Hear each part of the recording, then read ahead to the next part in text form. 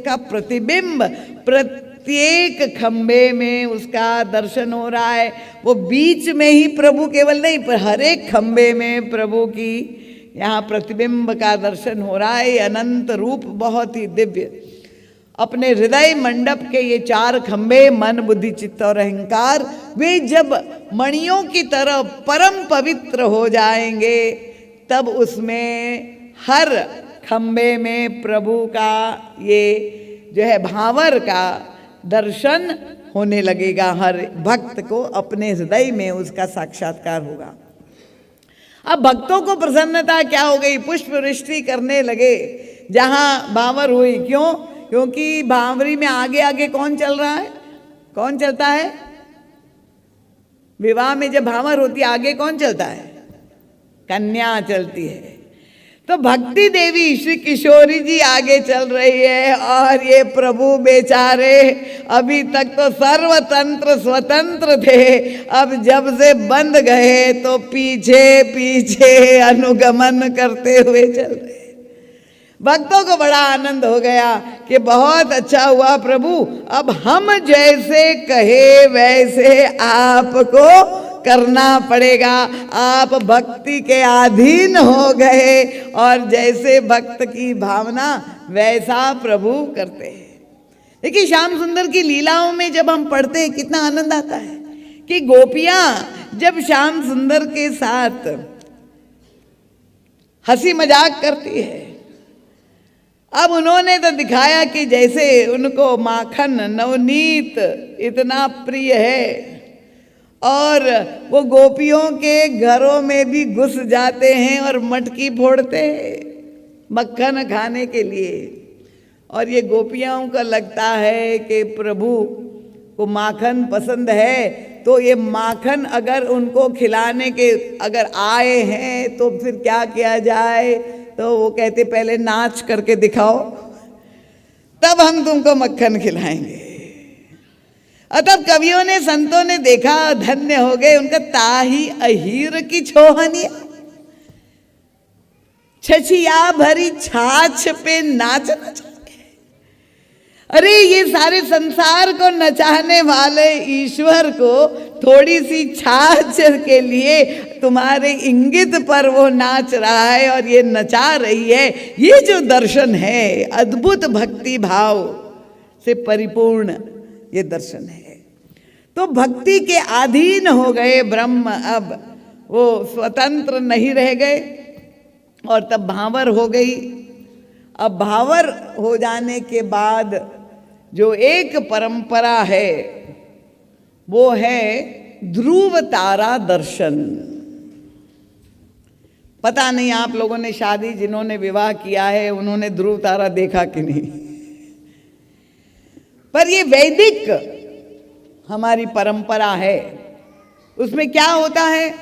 उसमें उत्तर दिशा की ओर खड़े होकर जो वर है, जो पति महोदय है, उनको इंगित करना है उंगली से। ये ध्रुव तारा किस दिशा में होता है? उत्तर दिशा में। चलिए उत्तर सही हो गया। तो उत्तर दिशा में वो एक स्थित रहता है। तो वर को अपनी पत्नी से को दिखाना है, चिन्हित करते हुए, देखो उत्तर दिशा में ध्रुव तारा है, उसका दर्शन करो। और पत्नी को क्या कहना है ये भी बताया गया कि चाहे दिखाई दे चाहे ना दिखाई दे, मानो खुला आसमान ना हो, बादल छाए हुए हो, या आजकल तो जहाँ गार्डन में 5 स्टार होटल में शादी होती तो कहाँ ध्रुव तारा दिखेगा। पर ये परंपरा है कि वर को कहना है कि ये देखो और पत्नी को कहना है हाँ मैंने देख लिया। अब देखो यहां भी तालियां पुरुषों की ओर से हुई। ये लगता है पत्नी पीड़ित लोग यहां ज्यादा है।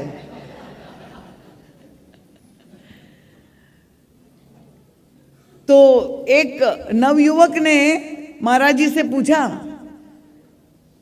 कि महाराज जी अगर ना दिखाई दे तो भी कहना है? महाराज जी ने कहा तो इसका मतलब क्या ये कि गृहस्थ आश्रम की पहली पाठशाला में ही झूठ बोलना सिखा देते हैं क्या, कि तुम्हें झूठ बोलना है? क्या यहां से ही गृहस्थ आश्रम गृहस्थ जीवन शुरू होगा? महाराज जी ने कहा नहीं। इसका तात्पर्य क्या है, ये क्यों विधान बनाया गया है कि जो ध्रुव तारा है जो उत्तर दिशा में स्थित है, अन्य जितने भी तारा मंडल में ग्रह नक्षत्र है सबका स्थान बदलता जाता है, पर ध्रुव तारा ही एक ऐसा है जो एक ही स्थान पर स्थित है। वो कथा आप जानते होंगे। और इसीलिए गोस्वामी तुलसीदास जी ने ध्रुव तारा को विश्वास का प्रतीक बताया। ध्रुव तारा अवध जो है विश्वास राकासी, गोस्वामी तुलसीदास जी चौपाई लिखते हैं, ध्रुव अवध विश्वास राकासी। तो ये विश्वास का प्रतीक ध्रुव तारा को देखने का मतलब क्या है कि पति पत्नी को कह रहे हैं कि तुम देखो, और उनको कहना है कि मैंने देख लिया। इसको मतलब ये हुआ कि अब ये वैवाहिक जीवन जब प्रारंभ होने जा रहा है तो आप दोनों के संबंध का आधार क्या होना चाहिए? विश्वास उसकी आधारशिला होनी चाहिए। आपको न भी दिखाई दे पर पति के प्रति ऐसा प्रगाढ़ विश्वास कि जब मेरे पति ने कहा तो अवश्य होगा, भले मुझे दिखाई नहीं दे रहा है। जब रजनीश जी ने सबसे पहली ताली बजाई, देख लिया मैंने, ये विश्वास।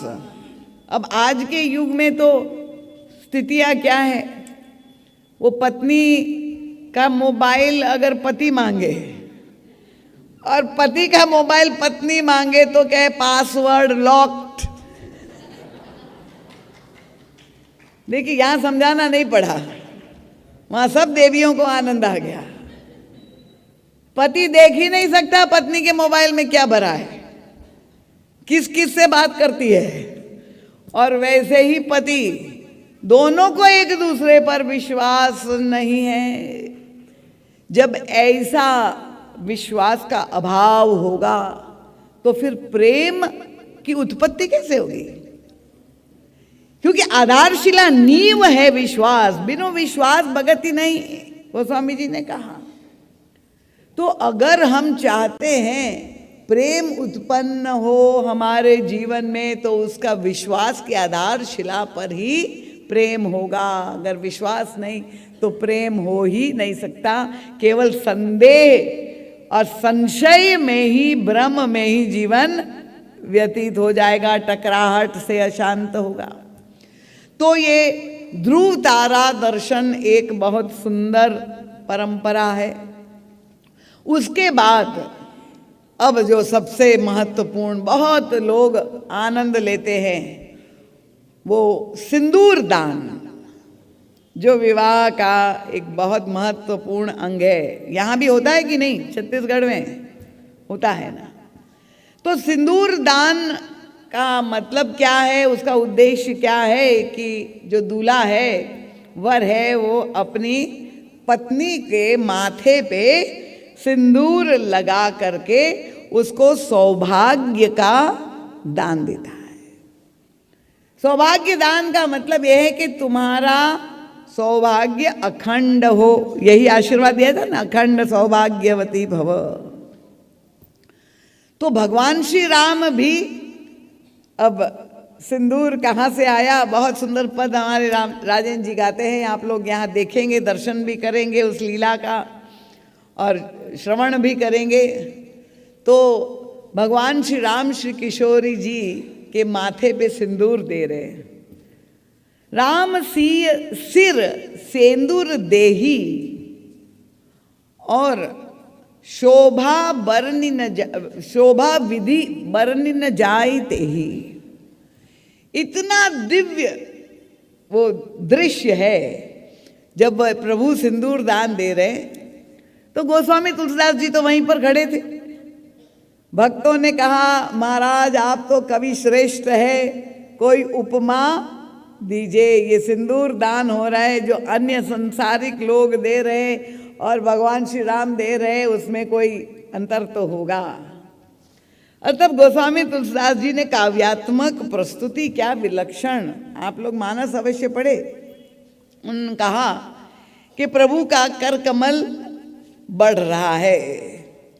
अब प्रभु के भुजाओं की तुलना गोस्वामी तुलसीदास जी ने किससे की? वो कहते अरुण पराग जलज भरी नीके, शशि ही भूष अहि लोभ अमीके। उसका अर्थ क्या है कि सर्प के, प्रभु के भुजा की तुलना सर्प से की। देखिए ये कविता में उत्प्रेक्षा गोस्वामी तुलसीदास जी ने की है। प्रभु की भुजा क्या है, उसे लग रहा है कि सर्प है, और ये अग्रिम भाग प्रभु के करकमल तो वैसे ही लालिमा युक्त है, तो कमल है, तो सर्प के मुख में कमल है, और वो कमल में अंदर पराग होता है, तो वो लाल रंग का पराग, ये सिंदूर दान जब देने जा रहे हैं तो वो कमल के अंदर का पराग है। प्रभु की भुजा बढ़ रही है किसकी ओर? श्री किशोरी जी की तुलना किससे करें? उनका पूर्ण चंद्रमा की तरह श्री किशोरी जी का मुखमंडल है।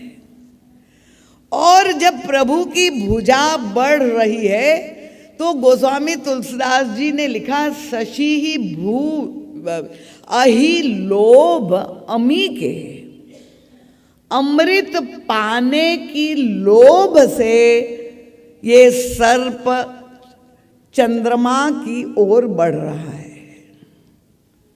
अरे हम तो कह रहे कि सिंदूर दान देने जा रहा है, दान देने जा रहा है, और यहाँ गोस्वामी जी ने ठीक विपरीत भाव लिखा कि वो तो अमृत के लोभ से लेने जा रहा है। तो ये देने जा रहा है कि लेने जा रहा है? पर परम पूज्य महाराज ने कहा कि उसकी गहराई में जब कोई भी पति अपनी पति के माथे पे सिंदूर लगाता है तो कह रहे सौभाग्य दान दे रहा है। बाहर से तो यही लग रहा है ना कि दान दे रहा है, पर अंतरंग में आप विचार करके देखिए कि जब उनको सौभाग्य दान दे रहा है तो वो अपने लिए ही अमरता का वरदान ले रहा है। इसीलिए शशि भूष अहि लोभ अमी के, ये अमृतत्व, अमरता पाने का, क्योंकि चंद्रमा के पास अमृत है छिपाए हुए अपने पास, तो श्री किशोरी जी के पास ये, और कमल की उपमा और फिर सर्प की उपमा। भुजाओं को सर्प बताना, सर्प को देख के तो कोई डर जाएगा, पर गोस्वामी जी का काव्य कितना विलक्षण है। उनका सर्प है काल का प्रतीक, सर्प डस लेगा तो व्यक्ति की मृत्यु हो जाएगी। तो उन्होंने कहा भगवान की भुजा जो बढ़ रही है श्री किशोरी जी के मुखमंडल की ओर, उसको सर्प क्यों कहा? उनका ये काल स्वयं जब सौभाग्य दान देने जा रहा है तो उसका सौभाग्य कभी भी खंडित नहीं हो सकता है। इसीलिए, और फिर वो कमल हाथ में और लाल रंग का, उसमें पराग का क्या मतलब हुआ? तो ये तो युग तुलसी, देखिए गोस्वामी तुलसीदास जी 500 वर्ष पहले केवल रामायण में लिख के चले गए। इसकी व्याख्या का संपूर्ण श्रेय तो हमारे गुरुदेव युग तुलसी परम पूज्य महाराज श्री को है। कितना आनंद आपको मिल रहा है, कितना रस मिल रहा है जब आप मानस के एक एक शब्द में गहराई में बैठेंगे, गोता लगाएंगे रामचरितमानस रूपी सरोवर में। तो अरुण पराग, ये अरुण लाल रंग का पराग जो सिंदूर का है, ये अरुण कहते, लाल रंग प्रेम और अनुराग का प्रतीक है। तो अरुण पराग जलज, जलज का मतलब कमल, तो कमल के अंदर पराग रूपी सिंदूर ले करके जो प्रभु की भुजा बढ़ रही, इसका मतलब क्या हुआ कि जब कुछ लेना है तो कुछ देना भी पड़ेगा। ये तो आदान प्रदान है। तो वो जो कमल लेकर के प्रभु क्यों जा रहे चंद्रमा की ओर, कि एक कमल ही ऐसी वस्तु है जो चंद्रमा ने आज तक कभी दर्शन किया ही नहीं। क्योंकि जहाँ सूर्योदय होता है तो कमल खिलता है और सूर्यास्त होता है तो कमल बंद हो जाता है। इसलिए कमल ने का दर्शन चंद्रमा को कभी प्राप्त ही नहीं हुआ। तो ऐसी अप्राप्य वस्तु प्रभु भेंट करने जा रहे श्री सीता जी को कमल के द्वारा, और अपने अनुराग को व्यक्त कर रहे हैं। अब परम पूज्य महाराज जी देखिए कितनी गहराई में जाते हैं। उनके चिंतन की शैली आप देखिए। मैं क्यों कहती हूँ कि आप महाराज जी का साहित्य राम विवाह नाम का ग्रंथ है, मानस मुक्तावली के 4 भाग है, पढ़े अवश्य। कि ये सिंदूर आप जानते हैं ना, क्योंकि देवियां आप तो लगाती, आजकल तो तरह तरह के रंग केमिकल आर्टिफिशियल आ गए, पर जो असली सिंदूर होता है वो कैसे बनता है आप जानते हैं? सिंदूर बनता है रोली और पारद। पारा जानते हैं ना, जो थर्मोमीटर में होता है, अगर टूट गया तो वो पारा गिर जाता है, मर्क्यूरी जिसको कहते हैं।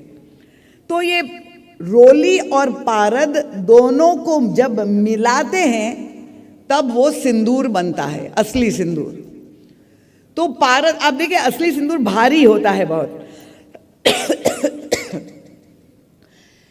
इसका मतलब क्या हुआ? महाराज श्री कहते हैं कि जब पारद अलग से होता है बड़ा चंचल होता है, पर रोली के साथ उसको जब मिला दिया जाता है उसकी चंचलता समाप्त हो जाती है।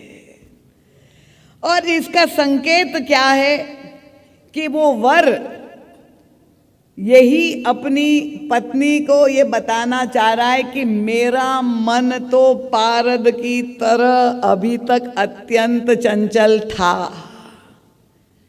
जैसा पारद में चंचलता वैसा ही मेरा मन था, पर अब तुम्हारे अनुराग रूपी रोली से वो अनुरक्त हो गया, उसकी चंचलता समाप्त हो गई। लो मैं अपने अनुराग युक्त मन को तुम्हें अर्पित करता हूं, यही तुम्हारा सुहाग है।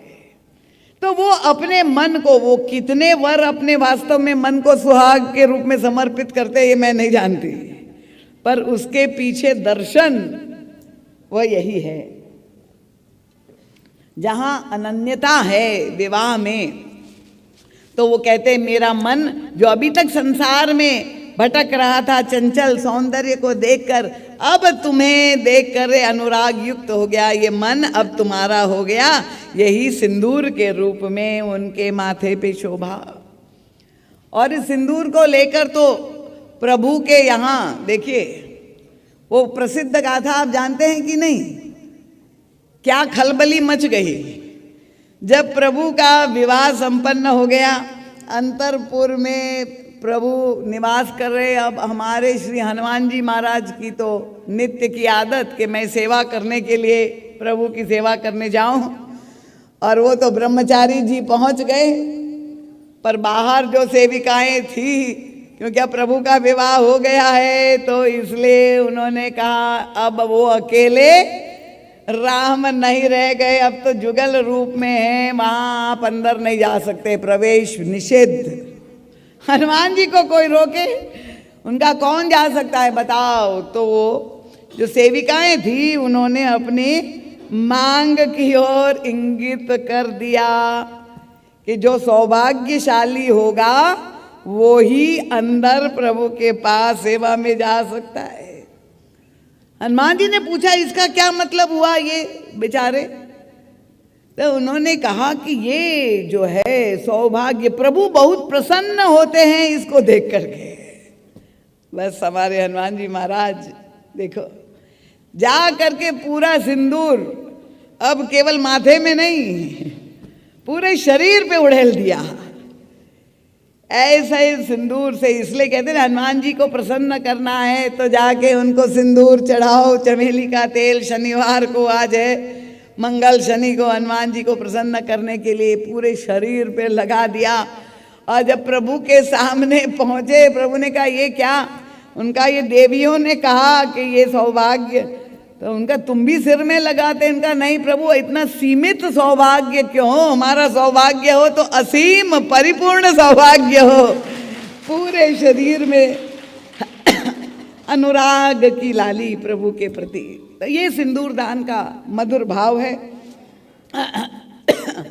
उसके बाद वो मधुपर्क और जेवनार की लीला बहुत ही सुंदर। कैसी जेवनार हुई? मधुपर्क, जहाँ पर दोनों घी और दही समान रूप से मिला करके चटाया जाता है मधुपर्क। इसका मतलब क्या हुआ? हर लीला में गोस्वामी तुलसीदास जी ने यही प्रयास किया है कि विवाह मिलन है, मिलन की लीला है, पर ये मिलन किस किस का है? केवल वर कन्या का नहीं, दोनों पक्षों का मिलन है। कन्या पक्ष और वर पक्ष दोनों इस तरह से शहद और दही की तरह मिल करके एकाकार हो जाए, ये मधुपर्क की लीला। और फिर भोजन जब करने बैठे, अब देखिए वहां पर विचित्र बात हुई कि अब जब भोजन परोसा गया, महाराज जनक के यहाँ कोई कमी तो नहीं थी, और गोस्वामी तुलसीदास जी से पूछा कि क्या क्या पकवान। हाँ, तो 56 भोग परोसे हो गए, कोई कमी नहीं। जेवनार शुरू हो गई, और जहाँ भोजन परोसा गया तो देखा क्या? गोस्वामी तुलसीदास जी ने ये नहीं वर्णन, किसी ने पूछा पूड़ी, कचौड़ी, पकौड़ी, जिलेबी, गोस्वामी जी ने किसी का नाम नहीं लिया। क्या लिखा? सूपोदन सुरभि सरपी, सुंदर स्वाद पुनीत छनमा सबके परसी गए। दाल भात और उसमें घी। तो ऐसे तो लगता है कि भाई बिहारी लोग मिथिला में जो है, वहाँ भी जैसे छत्तीसगढ़ में है वो चावल अधिक खाया जाता है। गोस्वामी जी के किसी आलोचक ने कह दिया ये बाबा बेचारे क्या जाने, संस्कृति देहात के थे, दाल भात लिख दिया।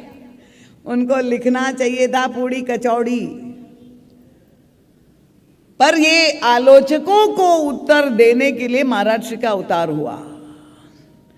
महाराज श्री ने व्याख्या की कि ये दाल भात, सूपोदन सुरभि सरपी, दाल और भात क्यों लिखा? गोस्वामी तुलसीदास जी ने पूड़ी कचौड़ी क्या नहीं लिख सकते थे क्या? पर क्यों नहीं लिखा? इसमें भी गोस्वामी तुलसीदास जी संकेत ये कह रहे हैं कि अगर पूड़ी और कचौड़ी खाना है तो सबसे क्या पहले क्या करना पड़ेगा? आपको गस्सा खाना है तो पूड़ी को कचौड़ी को तोड़ना पड़ेगा, तब आप खाएंगे। तोड़ करके तब मुंह में ग्रास लेंगे। पर दाल भात को खाने के लिए मिलाना पड़ेगा दोनों को। तो वर पक्ष और कन्या पक्ष दोनों दाल भात की तरह मिल जाए, ऊपर से घी डाल करके प्रेम से, उस स्वाद में जब प्रेम आ जाएगा, घी पड़ जाएगा, तो वो दाल भात का स्वाद ही अलग। तो हर लीला में, क्यों मैं आपसे कह रही हूं कि ये वैवाहिक प्रसंग के अंतराल में जो चिंतन है उसको जब आप समझेंगे तब उसका आनंद और रस बढ़ जाएगा। और उस समय अब ये खाने तो लगे अयोध्यावासी, पर केवल पेट के लिए भोजन का प्रबंध नहीं है, कानों के लिए भी भोजन दिया जा रहा है। मिथिलानिया तुरंत सामने आ गई और जेवत देहि मधुर धुनि गारी, लय लय नाम पुरुष अरुणाली।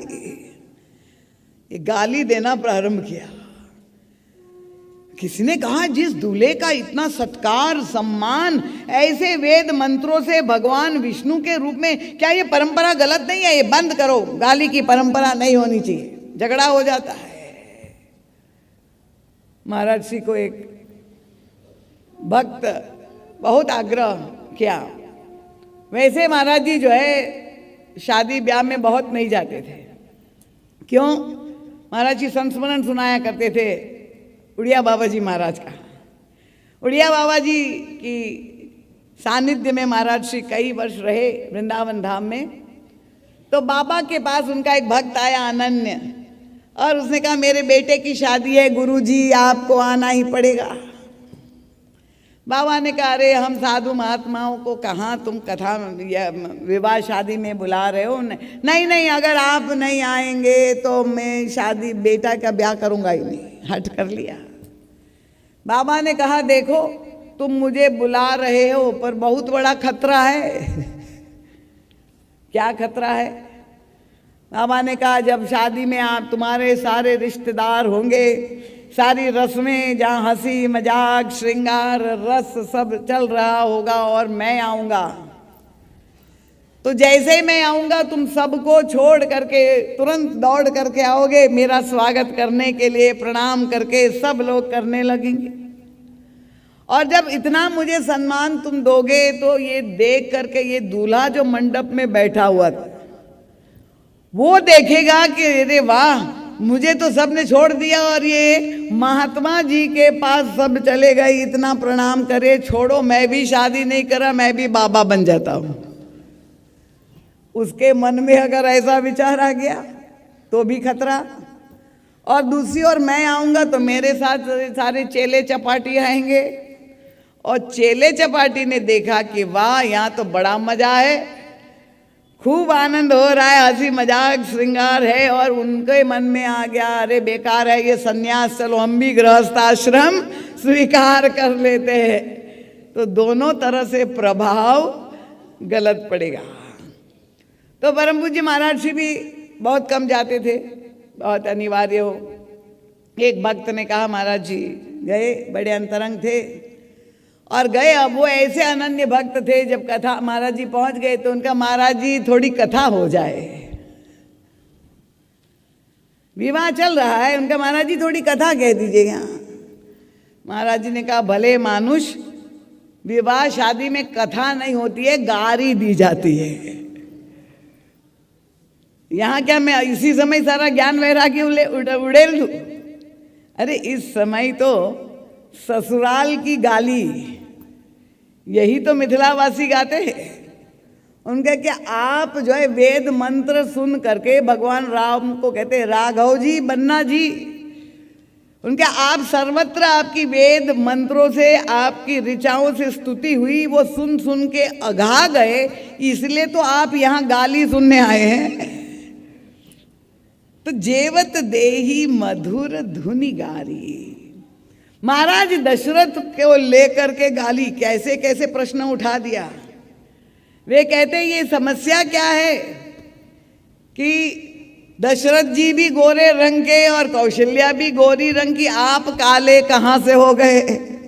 वहाँ से गाली देना शुरू करते हैं। बहुत मीठी गालियाँ आप लोग श्रवण करेंगे।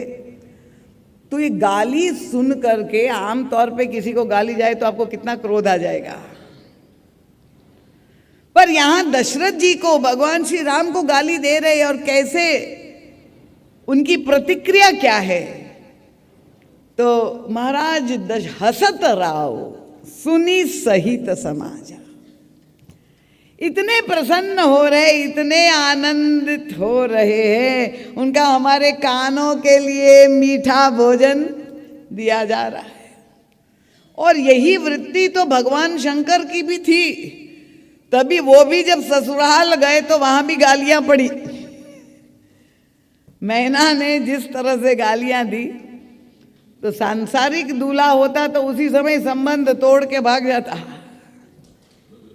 पर भगवान शंकर की जो दृष्टि है तो वो कहते ससुराल की गाली तो बहुत प्रिय होती है, बहुत होता है, ये तो मेरा स्वागत हो रहा है ये गाली के द्वारा। तो ये मीठी गालियों के द्वारा आनंद रस की वृद्धि की जा रही है।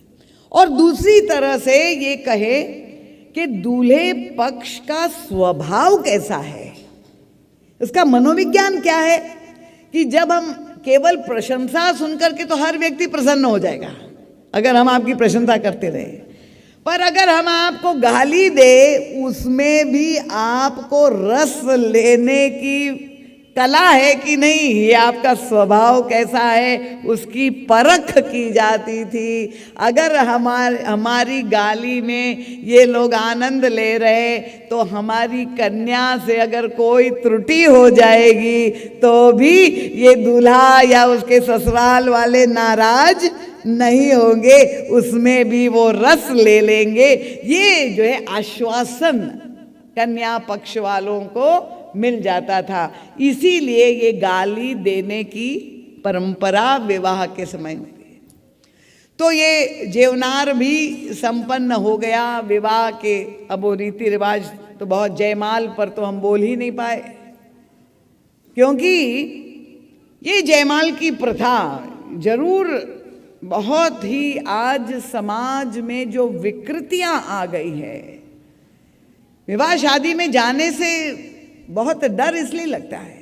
कन्या जब अपने कर कमलों से, श्री किशोरी जी जब अपने होने वाले भावी पति को अपनी कर कमलों से गले में माला, वरमाला डालती है, वो उनको अपना जीवन भर का संगी साथी के रूप में स्वीकार करती, तो वो क्षण तो सबसे महत्वपूर्ण क्षण है।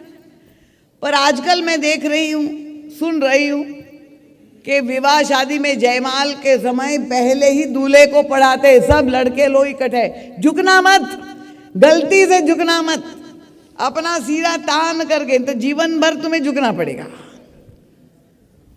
लड़के को कहते तनो और पीछे जाओ। अब बेचारी कन्या हाथ में माला लिए हुए खड़ी, जो दृश्य देखा जाता है समाज में, ये कुरीति है, इसलिए मैं चर्चा कर रही हूँ। और एक स्थान पे तो मैंने देखा कि वो लड़का जहां झुकने जा रहा था तो उसके मित्रों ने उठाकर उछाल दिया उसके ऊपर, और जहां उसने उछाला तो वो कन्या पक्ष वाली जो थे उन्होंने भी अपनी कन्या को उछाल दिया, मानो अंतरिक्ष में शादी होनी है, और दोनों के सिर वही धड़ाम टकराए और वो दोनों को चोट आ गई, नीचे आ गए। तो ऐसी विकृति भी हो रही है। पर श्री किशोरी जी जब जयमाल प्रभु के करकम के सिर में माथे पे डाल रही है, तो प्रभु किस तरह से झुक करके और उस जयमाल को स्वीकार करते हैं। और फिर एक बहुत मीठी परंपरा आती है कि जयमाल वरमाला पहनाने, भगवान श्री राम की विजय हुई इसलिए विजय माला श्री सीता जी ने पहनाई, धनुष भंग किया था। मानस में तो ये वर्णन नहीं आता है कि भगवान राम ने श्री किशोरी जी के गले में माला पहनाई, यहाँ तो केवल जो है श्री किशोरी जी प्रभु को पहनाते। और फिर परंपरा ये है कि अब वरमाला पहनाने के बाद वो पत्नी को पति के पैर, चरण स्पर्श करने चाहिए, चरण छूना चाहिए। और अब श्री सीता जी को भी सखियां घिरी हुई है, मानस में कितना मीठा भाव लिखा गया है कि सखी कही प्रभु पद गहु सीता। श्री किशोरी जी ने जयमाल पहना दी है और अपने पतिदेव का चरण स्पर्श करना है, पर श्री किशोर जी नहीं कर रही। कृपया गलत अर्थ मत लीजिएगा देवियां, ध्यान से सुनिएगा, क्योंकि हमें ये अनुभव है। बम्बई में घटना हुई थी, मैंने कथा सुनाई थी, और फिर घर में उस दिन करवा चौथ का व्रत था, तो करवा चौथ में वो चंद्रमा का दर्शन करने के बाद अपने पति के लिए व्रत करती है देवियां सुहागन, और फिर पति का पैर छूना होता है। तो सास ने कहा बहू से कि तुम पतिदेव का पैर छुओ, उसने कहा नहीं छूंगी। क्यों नहीं छुएगी? उनका सीता जी ने भी तो नहीं छुआ था। इसलिए ये कथा का उद्देश्य ये नहीं है। इसलिए मैं आपसे ये जो परंपराएं हैं, सखी कही प्रभु पद गहु सीता, करती न परस चरण अति भीता। डरी हुई है, घबराई हुई है। किस बात का डर लग रहा है? भाई प्रियतम सामने है, सारे समाज के लोग, गुरुजन सामने हैं, नई नवेली बहू है, दुल्हन है, आजकल की कलयुगी तो है नहीं। तो श्री किशोर जी नहीं चरण स्पर्श कर रही है, क्या भाव में डूबी हुई है। ये कौन है जो मेरे सामने खड़े हैं, खो जाती है चिंतन में। और किसकी याद कर रही है गोस्वामी जी अपने कैमरा से? हृदय में कौन से भाव किशोरी जी के तरंगे उठ रही है? गौतम तीय गति सूरति करी, नहीं परसत पद पाए। अहिल्या का स्मरण आ गया श्री किशोरी जी को। क्यों? उनका ये वही चरण है जिनके संस्पर्श से पत्थर चैतन्य हो गया था, उसमें चेतना आ गई थी, नारी के रूप में परिणित हो गई थी। तो किशोरी जी को डर क्या लग रहा है? उनका ये चमत्कार तो केवल ईश्वर के लिए संभव है कि पत्थर नारी हो जाए। तो ईश्वर के लिए तो यही माना गया कि वो दोनों ही तरह से चमत्कार कर सकते हैं। क्या? उनका जो चेतन कहाँ जड़ करई और जड़ ही करई चेतन। वो चेतन को जड़ कर सकते हैं और जड़ को चेतन कर सकते हैं। तो एक चमत्कार तो घटित हो गया, जड़ को उन्होंने चैतन्य कर दिया। ऐसा ना हो कि मैं अभी स्पर्श करूं और मैं वहां जड़ हो जाऊं, लेटी ही रह जाऊं, इसीलिए वो स्पर्श नहीं कर रही। अब वो बात नहीं है। कल्पना कर लीजिए कि भगवान राम के स्थान पे कोई दूसरा दूल्हा हो और खड़ा हो कि उनकी पत्नी प्रणाम करे, प्रणाम करवाने के लिए, और सबके सामने वो प्रणाम ना करे और सब कहे करो करो, तो कितना अपमानित अनुभव करेगा? कि बताइए, अभी से इनकी ये हालत है। ये जो संबंध विच्छेद के कारण बन रहे हैं, क्योंकि हमारी वह मनोवृत्तियां जो बदल चुकी है। पर भगवान श्री राम तो अंतर्यामी है। किशोरी जी के भाव को देख करके प्रभु को इतना आनंद आया, इतना आनंद आया कि उन्हें जोर जोर से हंसने का मन हुआ। प्रभु को इतना कोमल, देखिए उनका चिंतन किशोरी इनकी प्रिया का। पर अगर हंसेंगे, प्रभु कितने सावधान थे। देखिए व्यवहार भी, बोलने चलने उठने बैठने, सारी कला हमें भगवान रामायण में सिखा रहे हैं। अगर उनकी पत्नी उनका चरण स्पर्श नहीं कर रही है और दूल्हा हंसने लगे जोर जोर से, तो कोई कहेगा कि यहाँ एक स्क्रू। उनको तो क्रोधित होना चाहिए और ये हंस रहा है, और इसलिए प्रभु कितने सावधान। मन तो हो रहा है हंसने का, नहीं बिहसने का, पर प्रभु कितने सावधान है। गोस्वामी जी ने कहा, मन बिहसे रघुवंश मणि। मन ही मन प्रभु ने अपनी हंसी दबा ली और मन ही मन खूब हंसे, खूब आनंद लिया। तो ये जयमाल की भी मर्यादा क्या है विवाह में? और ये सारी वेद रीति लिखने के बाद अब गोस्वामी तुलसीदास जी को देखिए लगता है संतोष नहीं हुआ। उन्होंने लोक रीति को भी इतना महत्व दिया। लोक रीति क्या है? अब यह छत्तीसगढ़ में नहीं है पर उत्तर प्रदेश में है। क्या है? कोहबर में विवाह के पश्चात दुल्हन की सखियां, युवतियां जो होती है, वो दूल्हा दुल्हन दोनों को अंतरपुर में ले जाती है, जिसको कोहबर कहते हैं। और आप जानते हैं कि कोहबर में ना कोई पंडित जा सकता है, ना कोई आचार्य जा सकता है, ना कोई पुरुष जा सकता है, यहाँ तक कि कोई वृद्धा महिला भी नहीं जा सकती। ये कोहबर की जो रीति है वो लोक रीति है। तो वेद रीति के साथ लोक रीति को भी गोस्वामी तुलसीदास जी ने उतना ही महत्वपूर्ण समझा। इसलिए इतना विशाल जो है छंद उन्होंने वहाँ पर विस्तार से व्याख्या की।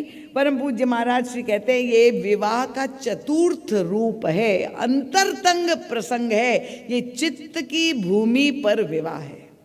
और इसका तात्पर्य क्या है? अब वहाँ क्या होता है? वहाँ व्यंग विनोद होता है। दूल्हे को प्रश्न पूछे जाते हैं, दुल्हन की सखियां सब प्रश्न प्रेरित करती है और दूल्हे को जवाब देना होता है। फिर दूल्हा प्रश्न करता है, दुल्हन को जवाब देना जाता है। फिर कुछ खेल भी किए जाते हैं, कुछ अटपटे प्रश्न भी पूछे जाते हैं, इसमें कौन हारा कौन जीता, ये इस तरह की वो विभिन्न प्रकार की हंसी विनोद का वातावरण कोहबर में किया जाता है।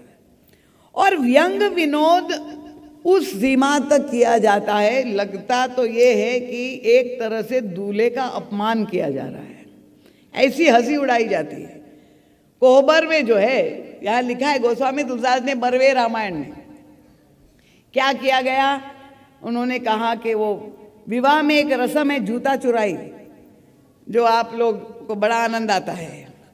क्या किया गया कि जो है वो दूल्हे का पादत्राण चुराया गया सखियों ने, और उसके ऊपर बहुत सुंदर वस्त्र लपेटा गया, और फिर वहाँ कोहबर में रख करके कहा कि लीजिए अब ये आपके कुल देवता की आपको पूजा करनी है। मजाक उड़ाया जाता है दूल्हे का। तो जूता रखा हुआ है, इनका चलिए आप अपने कुल देवता की पूजा कीजिए। अब लक्ष्मण जी तो बड़े सावधान थे, तो लक्ष्मण जी समझ गए कि ये जो नटखट सखियां हैं किशोरी जी की, तो उन्होंने कहा नहीं नहीं देवियों गलती हो गई, मुझे लग रहा है ये आपके कुल देवता है, हमारे नहीं, आप ही उनकी पूजा करिए। तो इस तरह से व्यंग विनोद का वातावरण के द्वारा महाराज जी कहते कोहबर का मतलब, कोह जो है अपभ्रंश है क्रोध का, जहां पर वर को क्रोध दिलाने का प्रयास किया जाता है। और क्यों उसको क्रोध गुस्सा दिलाया जाता है कि फिर से वे लोग इस वर के स्वभाव से अपनी कन्या को अवगत कराते हैं कि तुम समझ लो ये कितने रसिक है, कितने धीर गंभीर है। ये लोक परंपराएं। और अध्यात्म की दृष्टि से परम पूज्य महाराज श्री देखते हैं, अब हमारे पास तो समय नहीं है, आज सारा समय का व्यतिक्रम हो गया, पर हमारी सुनैना जी स्वयं भी विनय से आई और मुझे कहा दीदी माँ आज तो आप कथा कहती ही रहिए, बंद ही मत होइएगा। तो इसीलिए मैंने भी कुछ अनधिकार चेष्टा कर ली। महाराज श्री कहते हैं ये वैदिक परंपरा और लोक परंपरा का मतलब क्या है। महाराज श्री कहते हैं भक्ति के दो प्रकार है, एक है वैधि भक्ति और दूसरी है रागानुगा भक्ति। तो वैधि भक्ति का मतलब क्या कि हम मंदिर में जब विधि विधान से देवता की पूजा करते हैं, धूप दीप चंदन फूल माला नैवेद्य, ये विधि विधान नियम का पालन करते हैं, वो है वैधि भक्ति। पर ये कोहबर में जब प्रवेश करते हैं वहाँ कोई नियम नहीं है। तो जब प्रारंभ करेंगे भक्ति तो नियम सही करेंगे, पर जब वो भक्ति भाव में प्रगाढ़ता आ गई, प्रेम ऐसा परिपक्व हो गया, परिपूर्ण हो गया, फिर नियम की आवश्यकता नहीं रहती है। यही रागानुगा भक्ति है। जैसे एक माँ अपने बालक से व्यवहार करती है तो क्या वहाँ चंदन धूप दीप नैवेद्य से पूजा करती है? उसका जो प्रेम है वो तो सहज है। तो यही रागानुगा भक्ति का प्रतीक ये कोहबर की लीला है। तो ये कोहबर में गोस्वामी तुलसीदास जी ने रणिवास हास विलास रस बस जन्म को फल सबल है, ऐसा दिव्य जो वहाँ पर महाराज ने एक एक शब्द पर व्याख्या की। और उसमें श्री सीता जी किस भाव समाधि में है, निज पाणी मणिमह देखियति मूर्ति स्वरूप निधान की, चालती न भुजवल्ली विलोकनी विरह भय बस जान की। अब मैं क्या व्याख्या करूं। ये कोहबर में सखियां भगवान श्री राम के साथ जो आनंद ले रही है, जो रस की उत्पत्ति हो रही है, तो ये रस का परिपाक है ये विवाह प्रसंग। क्योंकि बहुत समय हो गया है, शीतकाल भी बढ़ गया है, आप लोगों को भूख भी लग रही है, तो मुझे लगता है कि इस प्रसंग को मुझे यहीं पे विराम दे देना चाहिए, नहीं तो कोबर की लीला की व्याख्या तो कई हफ्ते तक हो सकती है, इतनी विलक्षण ये कोबर प्रसंग है। तो ये गोस्वामी तुलसीदास जी ने पूरे विवाह का वर्णन करने के बाद अंत में फलश्रुति ये लिखी कि सिय रघुबीर विवाह जे सप्रेम गावही सुनहि,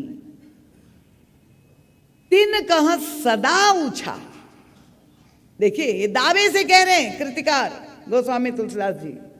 और अगर आपको परीक्षा करना हो तो एक बार पढ़ करके देखिए। महाराज श्री तो हमारे, उनके पास कई भक्त लोग आते थे, क्योंकि भक्त लोग तो चाहते हैं चमत्कार हो जाए। हमारे पास भी कई देवी देवता आए, हमारी कन्या का विवाह हो जाए, हमारे कुंवर का विवाह हो जाए, आप आशीर्वाद दे दीजिए। परम पूज्य महाराज श्री के पास भी लोग आते थे और महाराज जी एक बहुत सरल उपाय बता देते थे, प्रमाणित उपाय। महाराज जी कहते थे कि विवाह प्रसंग का, मानस के बाल कांड में विवाह प्रसंग का पाठ नित्य प्रति कर लो, और एक नहीं सैकड़ों, हजारों भी कह सकती हूँ, दृष्टांत मैं जानती हूँ। महाराज जी के अनुयायी भक्त प्रेमी महाराज जी ने जो ये मार्गदर्शन करते थे, तो रामचरितमानस में बाल कांड में जो विवाह का वर्णन किया है उसका नित्य नियम से अगर आप अपने घर में जो है उसकी पद्धति अगर आप जानना चाहते हैं तो मैं आपको बता दूंगी, अवश्य आके मिलिए। तो वो विवाह का पाठ जो करेगा वो निश्चित रूप से आपकी कन्या या कुंवर का विवाह संपन्न हो जाएगा, इसमें कोई संदेह नहीं। पर हम लोग चाहते जादुई छड़ी, कुछ करना ना पड़े। गुरुजी अगर कहे पाठ करते, गुरुजी आप कर लीजिए हमारे बदले में, बस हमें तो केवल आशीर्वाद दे दीजिए, करिए आप सबको जो कुछ करना हो। तो ऐसा नहीं, ये केवल एक समस्या का समाधान नहीं, विवाह प्रसंग में मैंने आपके कहा कि सारी समस्याओं का समाधान, ऐसा परिपूर्ण ये विवाह प्रसंग है। तो ये आप सब बड़भागी है। और यहाँ कितने लोग मिथिलावासी बन चुके हैं, हाथ ऊपर करें।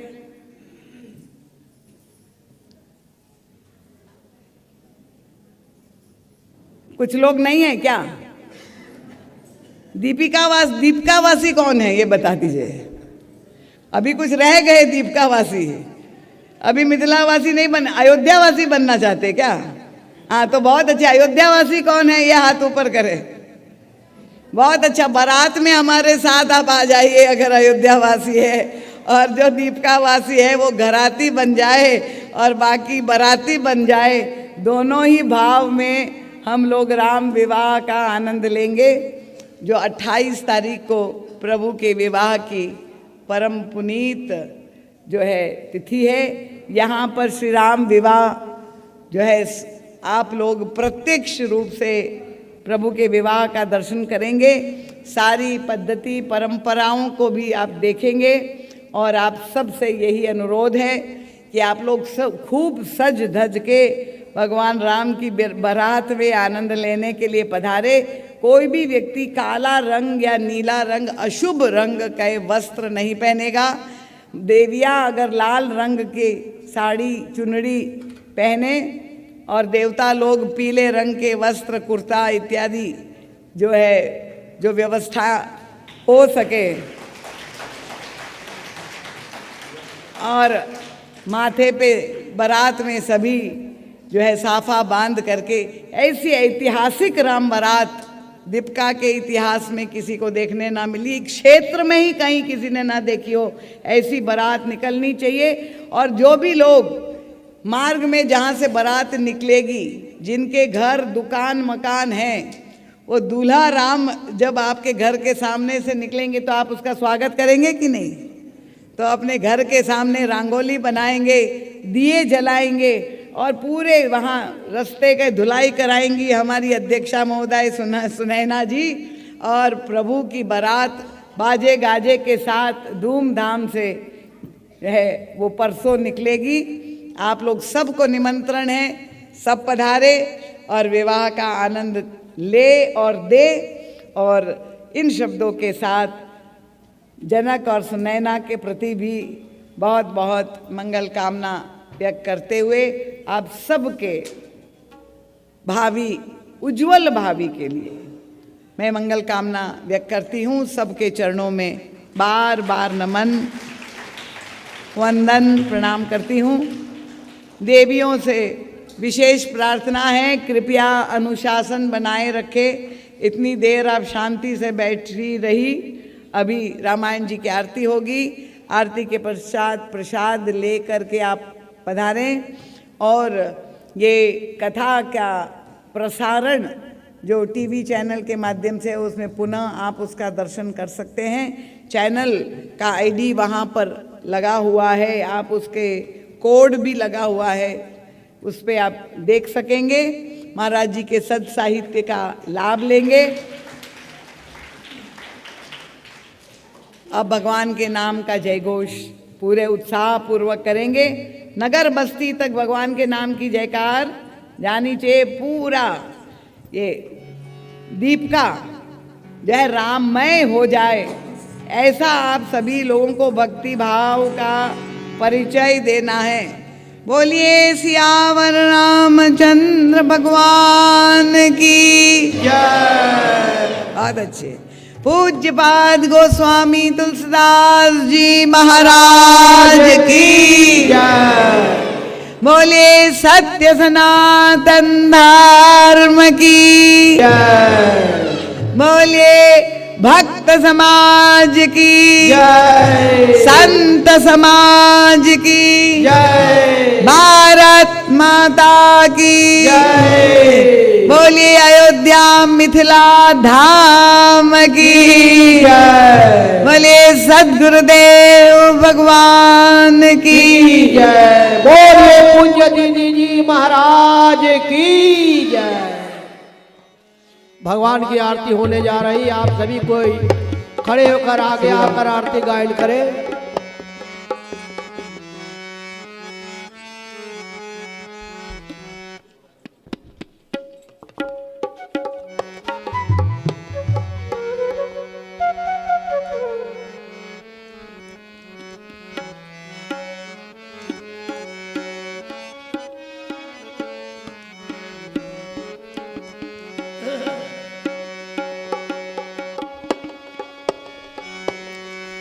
आरती श्री रामायण, आरती श्री रामायण कीरति कलित ललित सिय पेके कीरति कलित ललित सिय। आरती श्री रामायण जी के,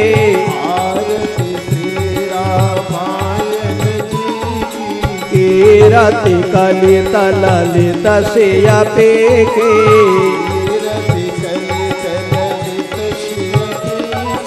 गावत ब्रह्मादिक मुनि नारद, गावत ब्रह्मादिक मुनि नारद वाल्मीकि कवि ज्ञान विशारद,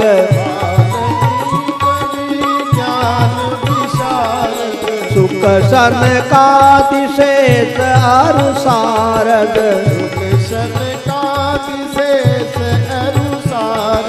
बरनि पवन सुत कीरति नेके,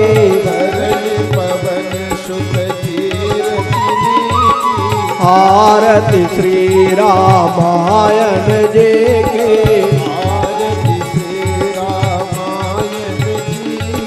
गावत वेद पुराण अष्टदश,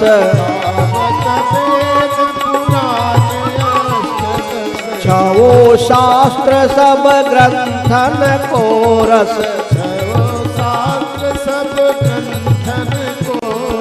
मुनि जन धन संतन को सर्वस,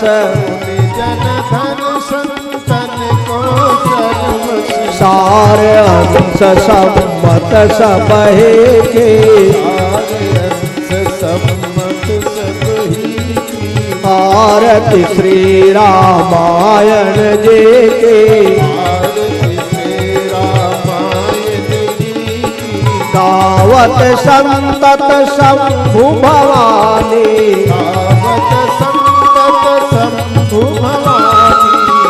घट संभव मुनि विज्ञानी, व्यास आदि कवि बारज बखानी, काग भुसुंड गरुड़ के हिया के, आरती श्री रामायण जी के, कलिमल हरण विषय रस पेके, कलिमल हरण विषय रस पेके, सुभग सिंगार मुक्त जुबते के, दलन रोग भव मोरिय में के, दलन रोग भव तात मात सब विद तुलसे के, तात मात सब विद तुलसे, आरती श्री रामायण जी के, आरती श्री रामायण, कीरति कलित ललित सियपे के, आरती श्री रामायण जी के, आरती श्री रामायण जी के। बोलिए श्याम रामचंद्र भगवान की जय, सद्गुरुदेव भगवान की पूज्य दीदी जी महाराज की, गोस्वामी तुलसीदास जी महाराज की जय। जय सीताराम, हर हर महादेव।